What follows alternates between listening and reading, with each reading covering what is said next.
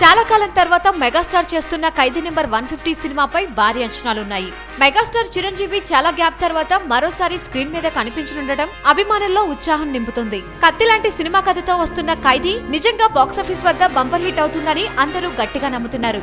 అయితే సంక్రాంతి కానుకగా మెగాస్టార్ ఖైదీ నెంబర్ 150 విడుదల కానుంది. అయితే అదే రోజు ఇంకో ట్రీట్ కు చిరు ప్లాన్ వేసినట్లు కనిపిస్తోంది. అవును, సంక్రాంతికి మెగాస్టార్ డబుల్ ట్రీట్ ఇవ్వడానికి ప్లాన్ చేస్తున్నాడు. ఓ పక్క ఖైదీ నెంబర్ 150 సినిమాను విడుదల చేస్తూనే మరో పక్క ఎంఈకే కార్యక్రమాన్ని కూడా ఎప్పటి నుండి ప్రారంభిస్తారో అనౌన్స్ చేస్తారు అని తెలిసింది. అవును, ఈ వార్త మెగా అభిమానుల్లో ఆనందాన్ని డబుల్ చేస్తుంది. మొత్తానికి ఈ సంక్రాంతికి మెగా అభిమానులకు పండగే పండుగ. వీలైతే లైక్, కుదిరితే కామెంట్ పెట్టండి. ఇలాంటి ఇంట్రెస్టింగ్ బ్రేకింగ్ బిగ్ న్యూస్ మాకు తెలిసిన వెంటనే మీకు తెలియజేస్తాం.